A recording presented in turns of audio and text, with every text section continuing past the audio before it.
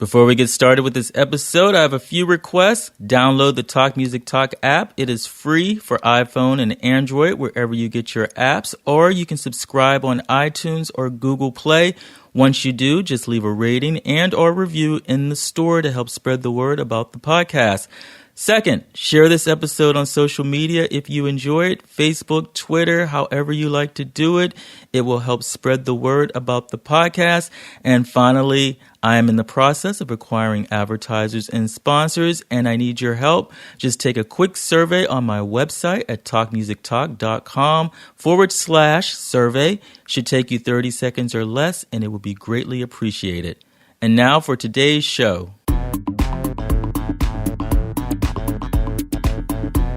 Hello there. Welcome to another episode of Talk Music Talk with Boyce.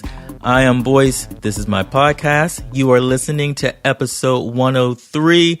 If this is your first time checking it out, TMT, Talk Music Talk, is a weekly music interview podcast where I have long-form discussions with people who are connected to music from different genres and backgrounds, vocalists, singers, songwriters, musicians, music therapists, music journalists, everyone. And on episode 103, the amazing Melanie Charles. She is a vocalist and a songwriter and a flautist and a SP202 player. She is Brooklyn born and bred, Haitian American, and just amazingly talented. She had an initial dream to be an opera singer, but an unlikely detour spurred by a Juilliard audition led her to the jazz world. She talks all about that. Her music is representative of jazz and opera influences, and also she was influenced by R&B and soul. She is insanely talented artist, beautiful spirit. We had a lively conversation. We talked about her music background, from learning the piano at 5 to being in the Brooklyn Youth Chorus, where she got to travel all over the world. We also get her thoughts on attaining success when you're ready, trusting your path, the downside of being tied to expectations. And we, of course, talk about her project, Rat Habitat, which came out last year. It was an EP with Jordan Peters. The album with the EP was called Guns That Shoot Bubbles. You're going to hear two favorite songs of mine from it, Daddy Issues and Pat Your Afro, right after the conversation. And a third song from her, because she's so amazing, a TMT-exclusive. She performed a live song without us from her forthcoming album. You're not going to hear this anywhere else. She performed it for me on her SP202. Arm's Length Away. Amazing. 3 songs. Melanie Charles. Here it is. Without further ado, my conversation with her on Talk Music Talk. Enjoy. I wanted to see your So Far Sounds show. I don't know. I thought it was on a Thursday, and I think Wednesday, and it was like a Tuesday, right? It was, yeah, I believe it was a Tuesday. Was that your first time doing one? No, it was my first time doing it by myself. But I did one 2 years ago with a duo project that I had. Yeah. How'd it go? It was fun. It was really cool. You know, it was at a cute boutique called Ticktail in, I guess you consider that Alphabet City, Lower East Side. Okay. To be honest, I felt like it was very white. And that is something that I actually want to talk to them about. Okay. In the hopes of, like, you know, integrating like different cultures, not only like brown people, but like, you know, everyone. In terms of the performers or the audience? Both. Yeah. Both. And I think that people of all cultural backgrounds would really be into what they're doing, because it's a beautiful movement. Yeah. But I think it needs a little bit more diversity. Yeah. So. And for people who don't know, it started out mainly, I guess, in people's homes. Yes. That's like the whole thing. Yeah. It's like music in a venue where people will actually listen. Yes. And these two guys, I can't remember who was the band they went to go see, but they said that like no one was listening. No. And so they're like, okay, we need to change this.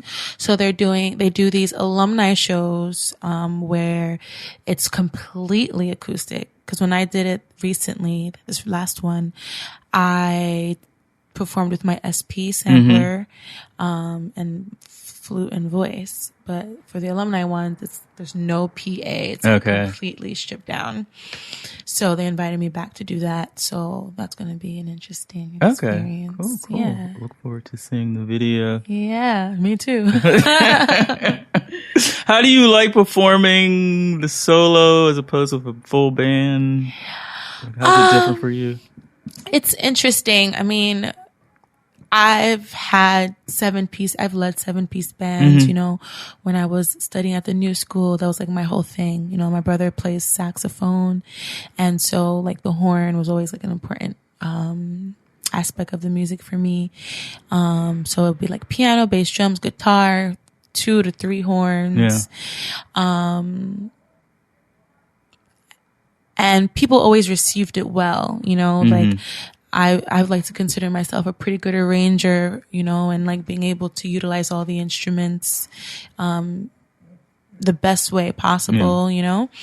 But I also found that I wasn't really able to sing and like be fully in the moment the way I would want, because I'm thinking, okay, did the bass player go to the bridge yet? Are the horns going to remember to play that line? You know what I mean? Yeah. And the experience of like singing and connecting with the audience sort of lacked. And that's usually more when I'm leading the band, because, you know, whenever it's my band, I'm the MD, I control everything. So it's a lot. Yeah. Now that I've been doing more of these solo sets, all I have to worry about is myself. And that feels really good. It's really liberating. If anything goes wrong, I have myself to blame. If anything goes right, I have myself to celebrate.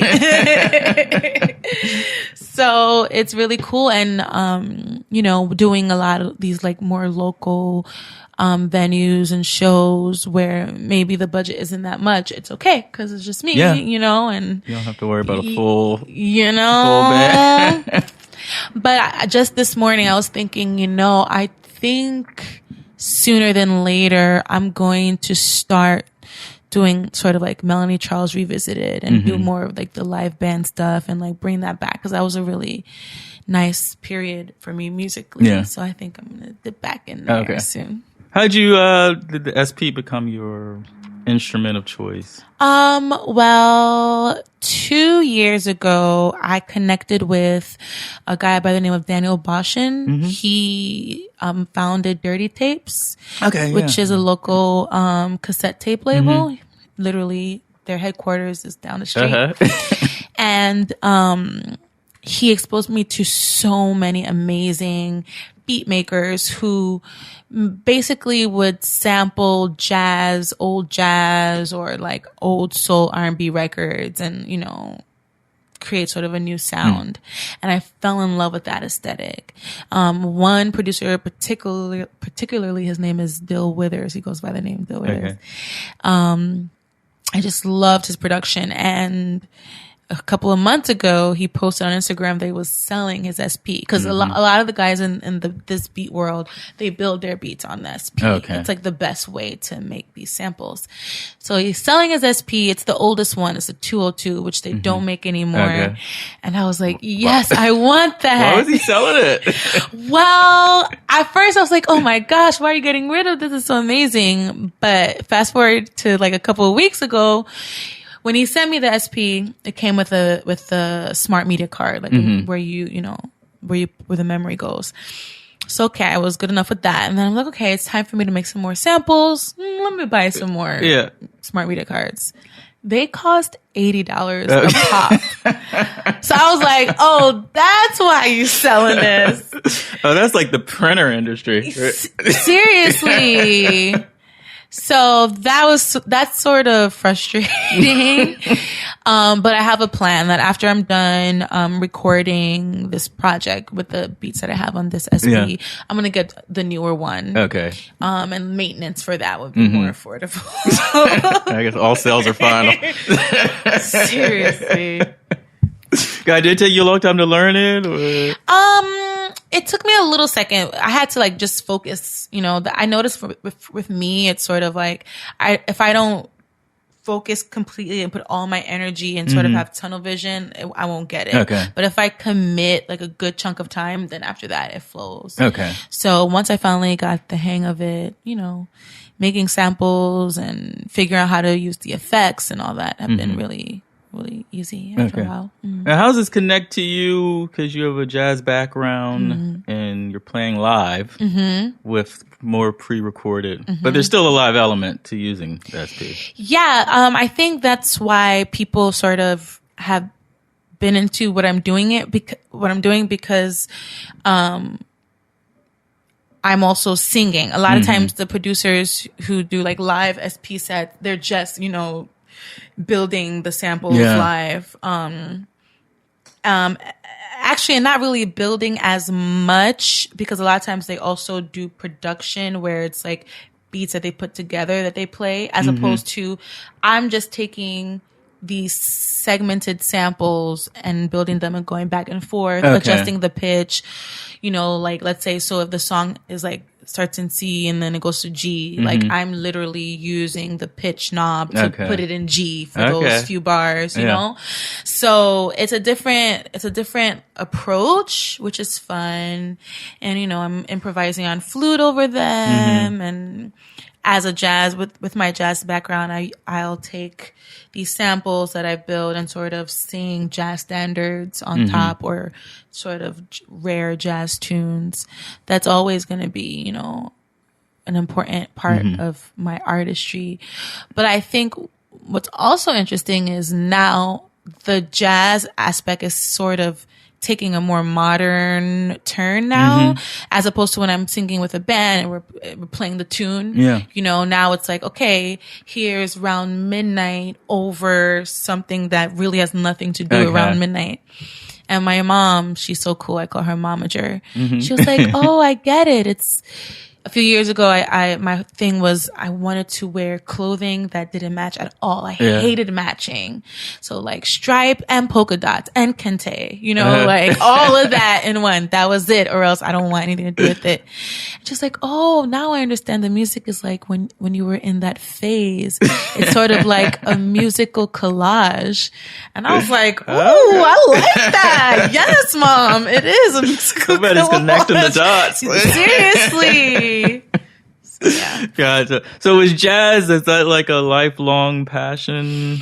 I fell in love with jazz later than most of my peers. You know, most people who ended up going to jazz conservatory like I did started jazz in high school. You know, I went to performing arts high school. Music was always important, but actually at that time I was more focused on flute and classical singing. I thought I was going to be an opera singer actually. And I got called back for Juilliard, Mad School of Music, all those schools. And for Juilliard, the way that they usually do it is that they'll have you sort of have a lesson with the head of the vocal department before your audition. To sort of like prepare you, or so they can get to, you know, a preliminary kind of thing. And I sang my songs for her and she was like, oh, okay, like you sound beautiful, but you're a brown girl. You should do jazz. She told you that? Yeah. Really? And I think I told her that I was interested in other forms of music as well. And now, knowing what I know now, I realize that you're not supposed to do that, you know, especially for opera. Like if you want to study opera, like you're focused on opera, ain't no other stuff going on. So she sort of discouraged me and, I got sort of pushed into the jazz world, but it was a blessing in disguise because I absolutely love jazz. And I don't see myself being into opera right now. However, the opera technique and like those skills that I was so rooted in have helped me, you know, with the strength of my voice and stamina and being able to do different styles of music. So everything happened the way it was supposed to happen. But upon graduation in 2006, I fell in love with jazz, and the New School was a great place for me to develop that. So this chick who told you this. Yeah. Just to get into her a little.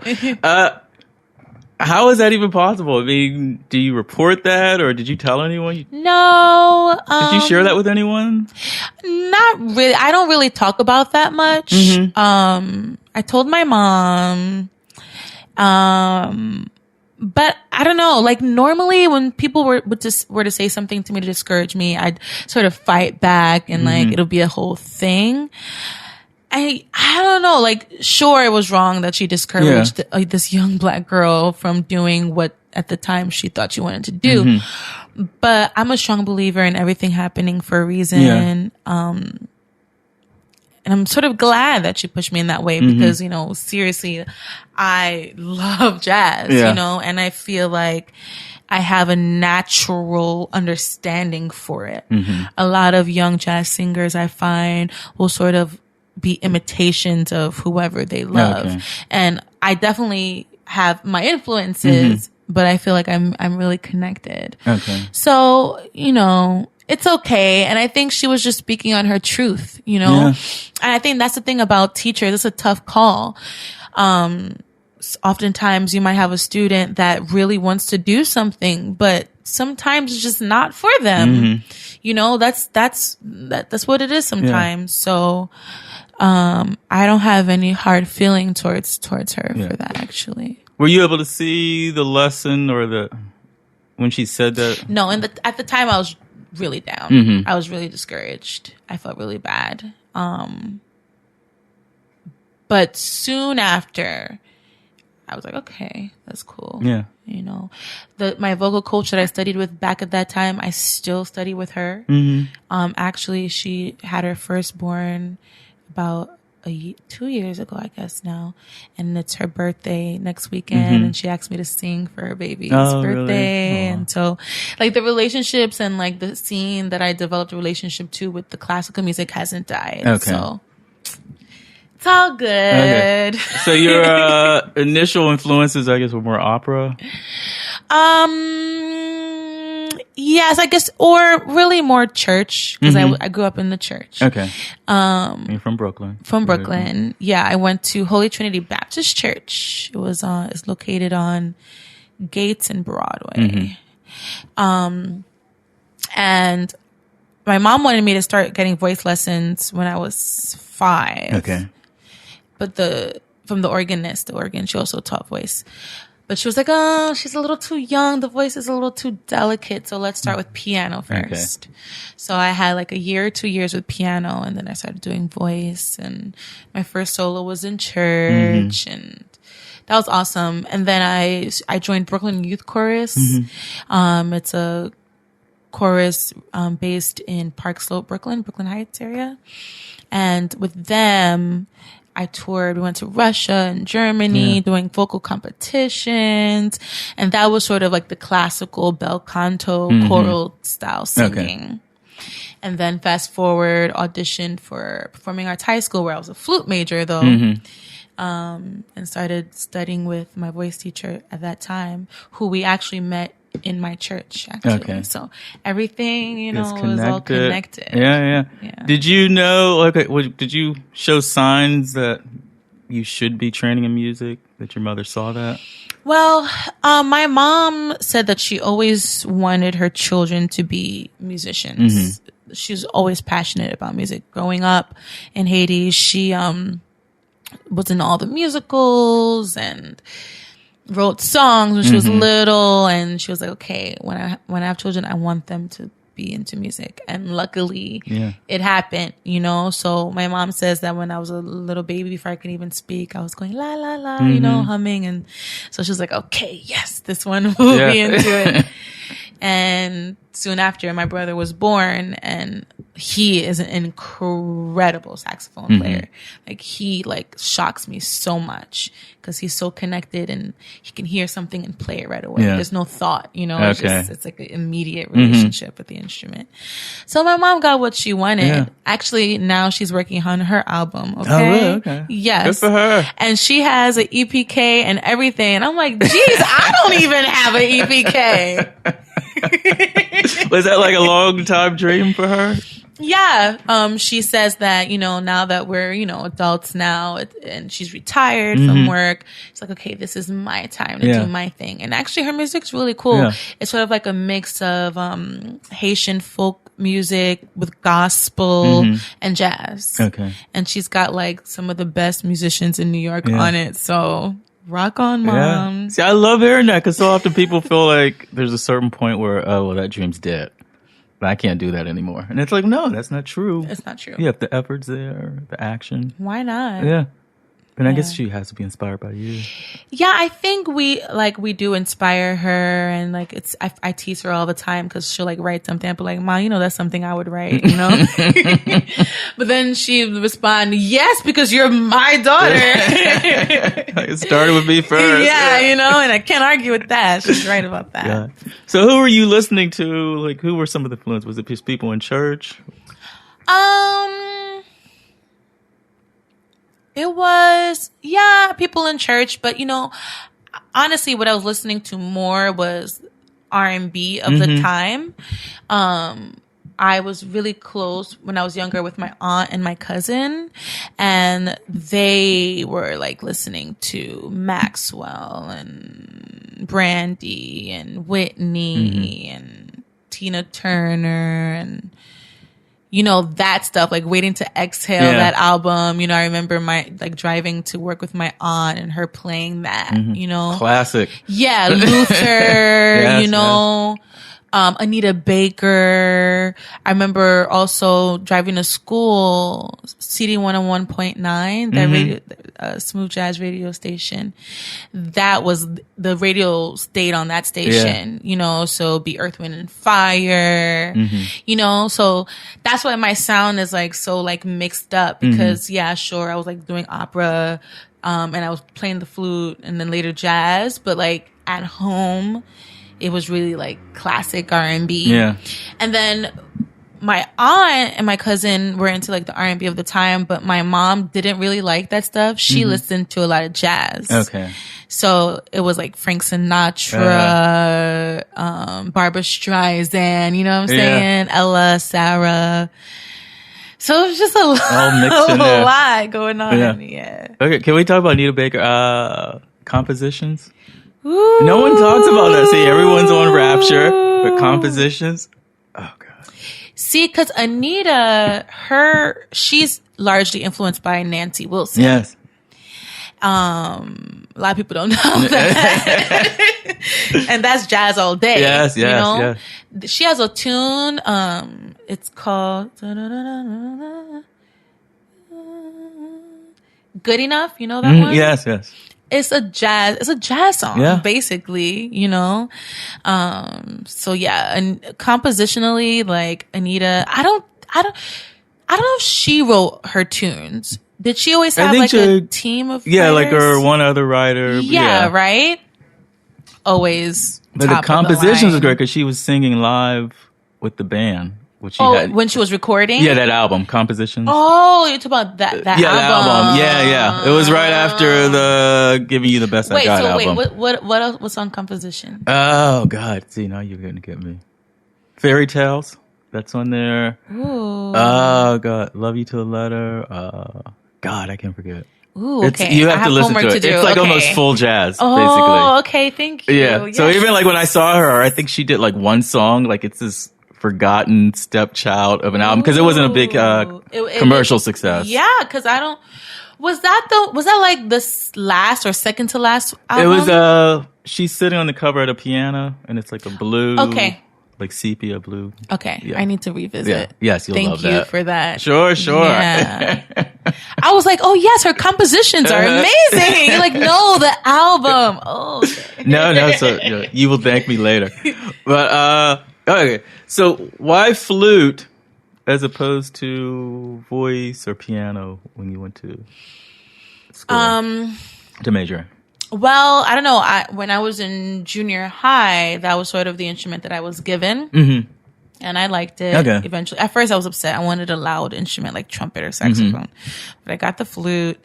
And I guess, it was like, you can always sing, you know, I can always sing. Yeah. If I'm going to major in something, I wanted to major in something a little bit more, you know, what's the word? I don't even know what's the appropriate word. Like serious, you know what I mean? Like playing the orchestra and do that. Like you can always sing in your own time, but having that training and that organized guidance like that, you know, was important to do that on flute. Okay. And I'm really glad I did. And what'd you get out of flute in terms of your whole music? Well, technically speaking, the breath control. However, it's sort of a different technique, the flute breathing way and the singing way, but like being able to understand that and like developing that relationship with the two different ways of breathing has been really good.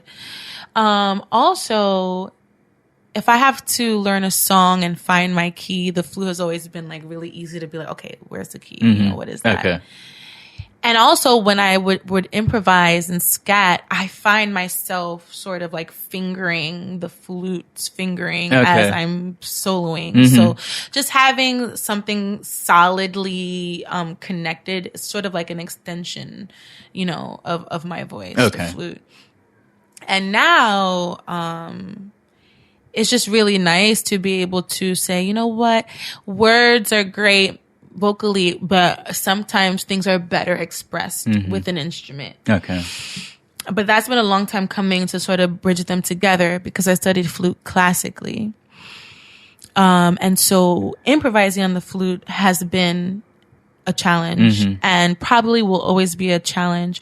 I was just thinking about that yesterday because I don't consider myself a flautist, really. Yeah. I say I make sounds on the flute. Okay.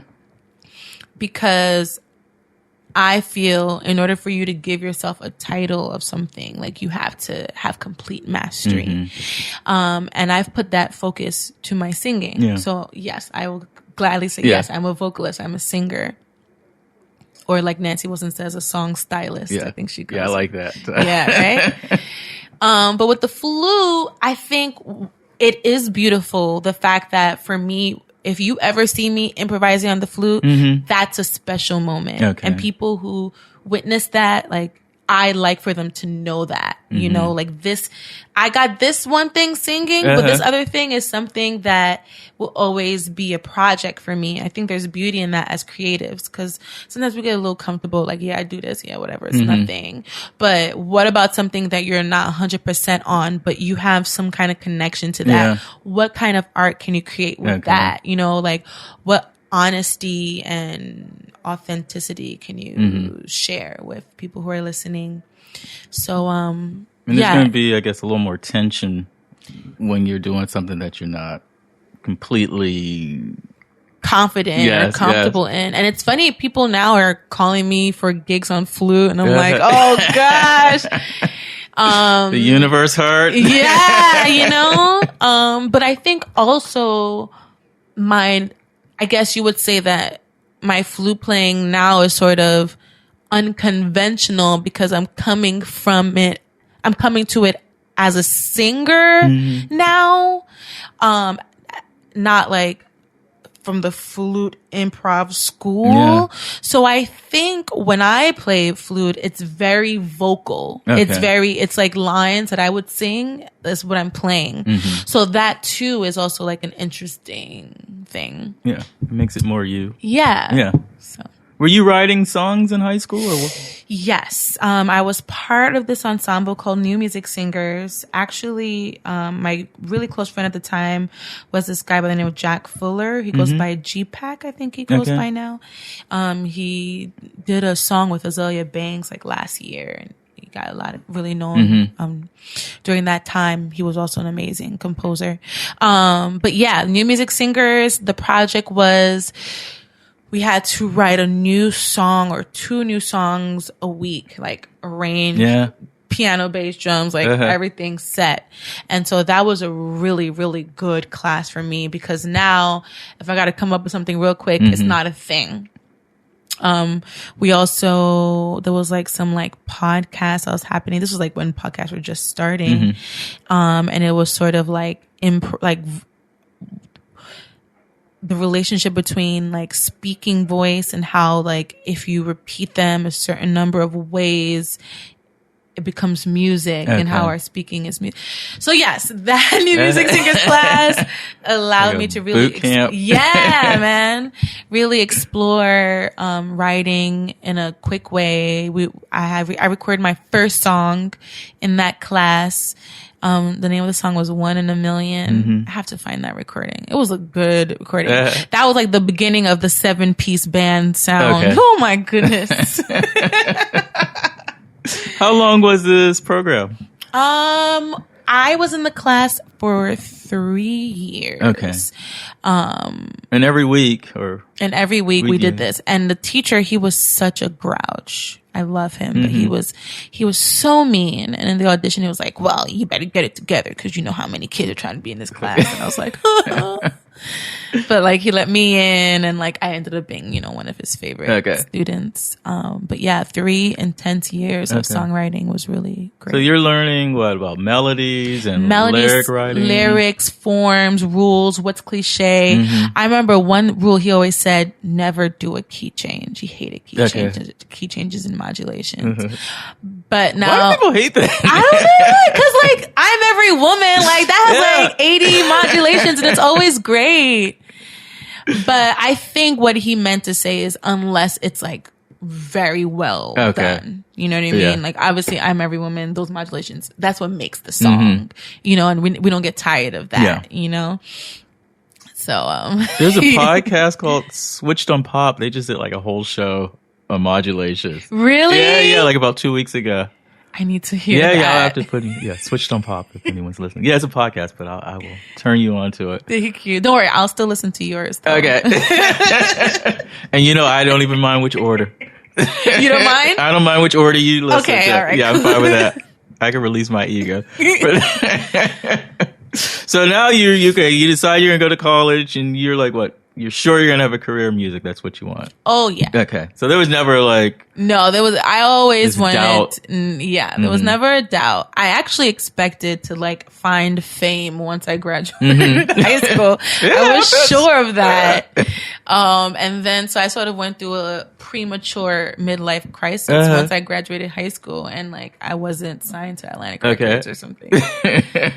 Yeah. Were you in the position to be signed to Atlantic Records? Well, like no, I didn't. And that's the thing that it took me time to realize that, you have to put yourself in those positions. Yeah. I was a little naive in thinking, well, as long as I'm good, like someone will find me.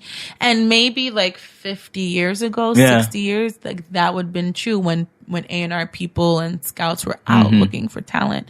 But that wasn't the case. I remember there was a girl, her name is Pia Toscano. I don't know if you remember that name. She did American Idol like the year we graduated high school. And then like she didn't go to college. I remember like, oh my gosh, she didn't go to college. But like she was like, I'm not gonna do the college route. Like I want to get signed. Like this is what I want to do. And then later on I was like, you know what? She did the right thing. She focused on that. But, now at my age now and the things that I've done, I don't regret anything. And I feel like it would have been maybe interesting to get this fame that I wanted out of high school. But I honestly can say that I feel like as an artist, I'm in a place where I have something to say now. And maybe I would have made pretty notes and stuff back in the day, but now like it's really what I'm saying is rooted in something. Yeah. And I think that whatever happens now, it would be more of an appropriate thing to share it with a larger group of people.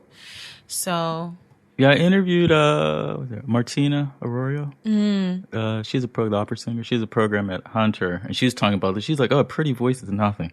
She's like, "What's behind it?" And like in the program, they're trying to get people you have to understand the lyrics and what's going on, because anyone can have a pretty voice. Yeah. If there's nothing rooted in anything. I mean, especially in opera, like opera singers the career starts at like 35, 40. Yeah. Okay. Like that's the truth. That's another thing. I was like, you know what? I'm good. 'Cause I'm trying to do this music now. But yeah, like it's even more extreme in her case that, it's like pretty notes is not everything. Yeah.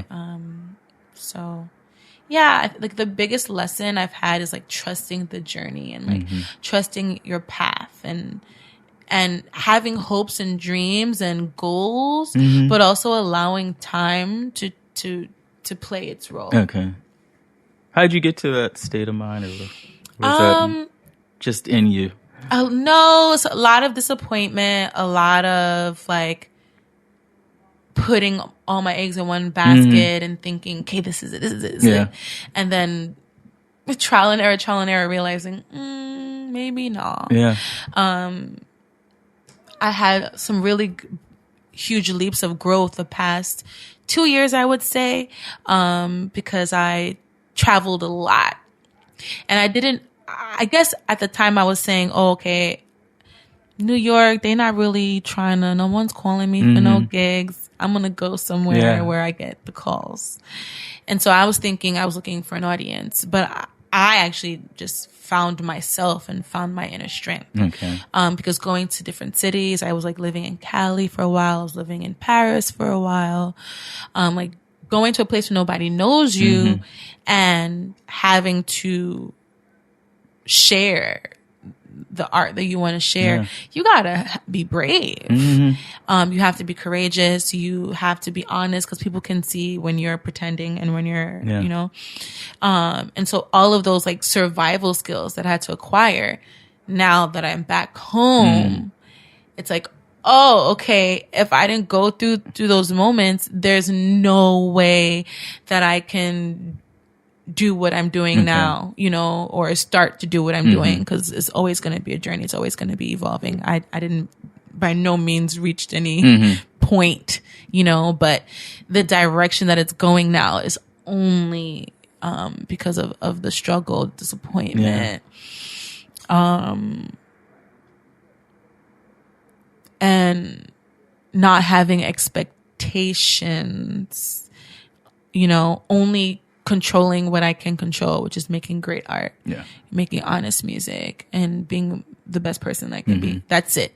And then the rest, you just gotta let it rock. Yeah, because you can't control it. Yeah. Expectations will kill you. Oh my goodness. Yes. I understand. Like every project, like, oh, this is gonna be it. This is gonna be it. Yeah. You know? This is the project that will save me. My last project that I really loved it, was Guns That Shoot Bubbles. A duo project called Rat Habitat with this guitarist Jordan Peters, who actually is on tour with Lauryn Hill right now. Oh, really? Okay. And wonderful album by EP, by the way. Thank you. I love the sound. I feel like that was the beginning of me finally figuring out a way to express myself in considering all of those influences that we talked about.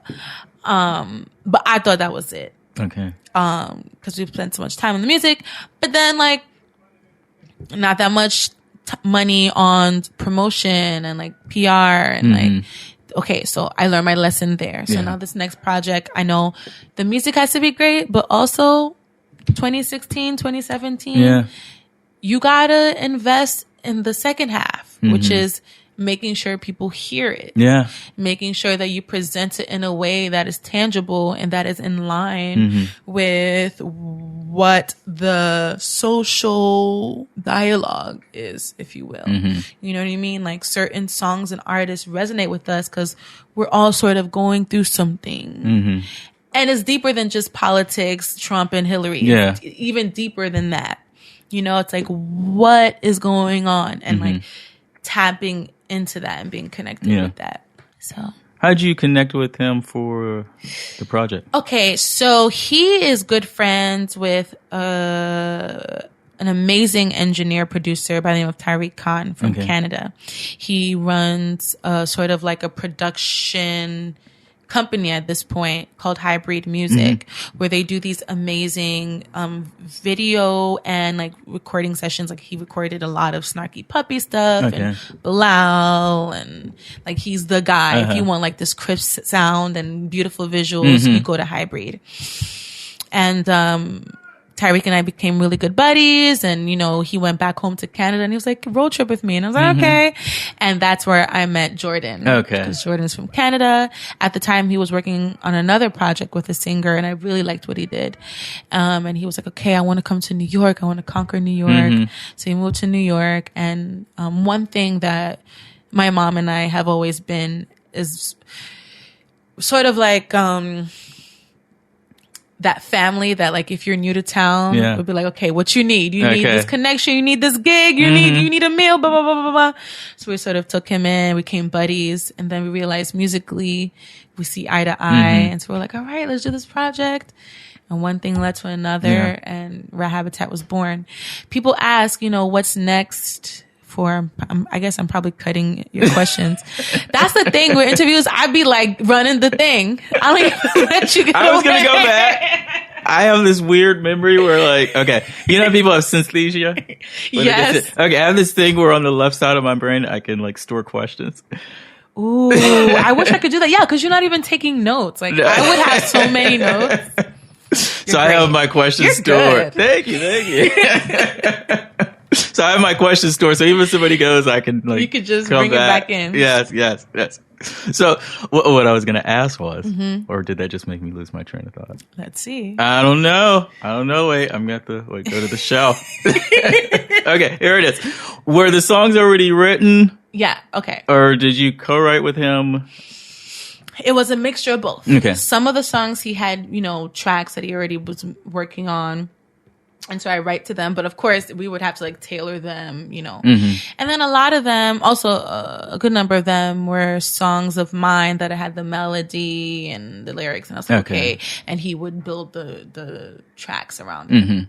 So it was fun in that way. And then also there were moments where we just were in the studio and little mistakes would happen, and we're like, oh wow, that could be a song right there, you know. And then they took a life of their own. And then a couple, there was this, I think one song was a Haitian roots song that we sort of, like, meshed on top, because that was really important to me, like, that every body of work that I put out into the world, I want people to hear that Haitian element. Okay, it's really important to me. Was that something your mom kept that culture alive for? Because you're not originally from Haiti. Well, I was born here, but my family is from Haiti. It's interesting. My mom is not a typical Haitian in some ways, and sort of typical in other ways. Typical in the sense that she's very strict and old-fashioned somewhat, but very liberal in the sense that she wanted us to do music. Most Haitian parents will say, no, be a nurse, be a teacher. You know, a lot of my Haitian friends always tease me. They're like, girl, you so lucky, because, you know, Haitian moms are not like that. But she also didn't really care for, like, Haitian compa, Haitian, like, which is like, compa is like the pop music of Haiti in a way, but it's deeper than that, because it's like old. It's not really modern, but it was the sound. And it's sort of almost like, I guess you could say, like a reggaeton or like a reggae, where it's like basically all of the songs have the same type of groove. And for my mom, it was boring. So we didn't really listen to that in the house. But when I was at the new school, a Haitian pianist, I was going there, knew a drummer who had a band called Mosaic, which is one of the leading Haitian jazz bands in New York, like for the past, like 10, 12 years. And they needed a young singer to sing this Haitian song. And me being a go-getter, I was like, I don't know it, but I'll learn it. And the show was at SOB's, and it was like Haitian women in jazz. Have you heard of Emeline Michel? Yes. She was headlining, and that would have been my first time doing Haitian stuff, and I loved it. Because the stories are funny and beautiful, and the songs the melodies sort of make the arrangement on its own, if that makes any sense. It's like the music itself dictates to you how the arc of the music should be, which I think is a really special thing. And when I sing in Creole, it's a totally like my instrument changes, and that's really fun too, to like play with a different side of myself. So. Okay. Yeah. What did you? I forgot to ask you about the new school. How was that for you? It was great. Because you went for a vocal jazz. I went for a vocal jazz performance. But after I graduated, I was going to work on writing an open letter to the new school, but the Pisces in me just let it die. Because I felt like I got a really strong understanding of what jazz is. Yeah. However, it was in a very dated way, which is okay because I do believe in mastering the roots of things. But I felt like I wasn't prepared for the music business. Okay. Whereas they're more craft. Yes, which is great, but nowadays you need to also prepare your students for the real world. And so I found myself really admiring those kids that went to Berkeley, because Berkeley, they're like, okay, you want success, this is what you want to do, then this is what you need, do this, do that, do this, try that. And so I found like after I graduated, I sort of fell behind in a way, in that way, in terms of like connections and stuff. But then musically, I felt like, okay, I stood apart, or all my peers who went to the new school, we stood apart in another way. So that was interesting. So the only thing that I would say is that I wish the new school prepared us more for the real world. That's all. Yeah. But I mean, being in New York, studying jazz in New York, that's where it is. We had sort of like a residency with a spot called Sweet Basil. Well, no, it was called Sweet Basil first, but when we were there, it was called Sweet Rhythm. And it was like around the corner from Fat Cat. And I think after I graduated, Pink Teacup bought it, actually. Okay. It was Pink Teacup for a couple of months. And now it's a boutique. But, like we could perform there as much as we wanted. Oh, really? That was like a venue there, we did gigs there, like. That's incredible. And that's in the heart of the jazz district, downtown West Village area. So that's something that I couldn't get anywhere. Yeah. And I studied with Reggie Workman and Charles Tolliver. The best of the best. And musicians that are actually still working. That's also an important thing, is having a teacher that is still on the field. Sharing their knowledge with you. That was really cool too. Because the social aspect, the promotion business is integral. I interviewed somebody from NYU's Clive Davis program, and when they apply, they have to, once they get accepted, they have to have a social media account set up. Yeah. Because they're learning, you learn just you also learn, production or vocals, whatever you want to do, but all the business and marketing, it all goes in. Yeah, it's like a business program for a musician. Yeah. I mean, it's worth the time and the effort. But actually, I think last year the new school did start a music business program, school. I think they got the memo. That's great. So that's great. It's integral. I mean, it should. You wish it didn't have to be, but I wish it didn't have to, but that's what it is. So we got to get with it. Which goes to you about the promotion of Rat Habitat. Now you know. Now I know. Yeah. So my next project is, I don't want to be Kanye and change the name 10 times. You can keep it hidden. Well, I've been sharing it already. Okay. So far, it feels good. The Girl in the Green Shoes, Harem season. Okay. So it's going to be like a 2-parter. Okay. I won't say too much about that because I went to a psychic the other day and she's saying to stop telling my ideas so much. Yes. So I'm going to hold down to my ideas. I agree with that. And I've never been to a psychic, but I agree with that. What is it? Actually, was it old Donahue or Anita Baker said, don't tell everyone your ideas because half the people don't care and the other half don't want it to happen. Yeah. It's sad but true. Yeah. I've been fine. I get excited, so I'm like, but nah, chill. And plus, if they change too, then you don't want to look, like I know I said that, but I'm a creative, so I can't be locked into. But that's why I have so much like understanding for people like D'Angelo, you know, who everyone's like, why it takes him 10 years to, it's like, he's an artist, he's a creative. And if it's not right, it's not right. Like, I know everyone has their theories about his lifestyle. That's one thing, but I think we can all agree that it's a process to make good art, you know, and if it's 10 titles later, that's what it gotta be. Because it's there forever. So you gotta be really content with it. So is this going to be the next project more solo than duo? Yeah, it's going to be a solo project. I'm working with an engineer who is sort of becoming an executive producer. Because I don't know Pro Tools and all that so well. And right now, I don't have the patience to like learn it, but I should. I really should, so that I can just be completely independent.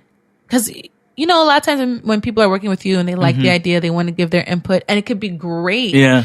But sometimes you have to trust your vision and your sound and not allow yourself to be distracted or influenced. So I'm like trying to figure out that line, because there is something to say about getting input that is something that you might never have thought of. You know, that's really valuable. But also you have to be true to like your sound and your identity. So I'm figuring just that bending anyway. Yeah, you know? Yeah. So the song's already done? Yeah, the song's already written. The challenge is, because I'm making the instrumental part, the music, the accompaniment from the SP. Okay. Since it's such an old, like, analog style thing. With $80 cards. With $80 smart media cards. The signal can be a little funny when recording. And so it's sort of like a science project. Like each song figuring out, okay, what's the right level? Okay, to make sure it's here. Da, da, da. So, and that's fun. And I'm not rushing myself where I usually am like, okay, I want to catch this deadline. Da, da, da. I want to catch like the festival seasons and, you know, have it out by then and book festivals. So like by summer. Yeah, by summer. But I also want to give myself the room that after I record something, if I don't like it, I'll do it over. You know, if I don't like the mix, scratch the mix, do another mix. You know, I want to give myself that room. So. Are you one of those people who are able to let stuff go? What you mean? Musically, no. Not personally. What? Like, because I know some people, they will hold on to a project and they have to keep tweaking it, and it's more about fear as opposed to, it's called perfection, but it's more about fear. Well, so you never put it out, or it takes forever. Well, okay, there is one project, a Haitian project that I worked on for a number of years. And I decided by the end of, it was like a 2.5, 3 year journey, I decided not to put it out because I felt that by that time it didn't really represent what I'm about. I felt like arrangements and sonically it wasn't up to date with the sound of the world, you know? So I guess to answer the question, yes, I can let things go. But that was a big deal for me. And like my mom was really disappointed, and like the people who played on it were really upset at me because people put time, you know, we invested money. But I'm a strong believer that if it ain't right, like you have to live with that. You know what I mean? I'm the voice. People are not going to be like, oh, who played bass? Who? I mean, sure. But at the end of the day, they'll be like, oh, that Melanie album was... But at the same time, if there's something that I love and it's not right, I also will dedicate the time to getting it right. That's good. I think I have a healthy balance. Yeah. No, that's good, especially the name part. I remember there was a old interview, I think it was 2020, Streisand was on, and she was saying they were like talking about her being, you know, difficult, right? Which is, I guess, the label people give women. And she was saying, well, my name's on the cover or whatever, and the weight and the importance of that. So if it means being difficult, it's worth it. Yeah, you have to. Yeah. Cool. So I guess people can keep in touch with you online, how? Yes, on my website, melaniejbcharles.com. I'm a huge Instagram person. Okay. I think that's my preferred medium Same of here. social, Yeah. right? Yeah. It's friendlier. Yeah. I like it. Melanie Charles is deflower. Okay. And I'm also working on MySpace. Okay. I think MySpace is a really special place. And I think Facebook's time is ending. And I think we're going to go back to MySpace. Okay. I said it first. Okay, you heard it here first. It's a scoop. I'm kind of over Facebook, so I am welcoming MySpace. Okay. Yes. Yeah. So Deflower is your alter ego? Yes. Okay. Yes. Daniel Boshin, the guy who founded Dirty Tapes, he crowned me with that name because I felt like, Melanie Charles, people know me as like the jazz singer, and I wanted a way to really get deeper and talk about things that I was too afraid to talk about. And Deflower sort of gave me that room to explore. Excellent. Well, this was wonderful. Thank you. This was fun. Yes. Some interviews I kind of know they're going to be good before I even do them. So, and I felt this way with you. So thank you for doing this. Thank you. And I wish you the best with everything.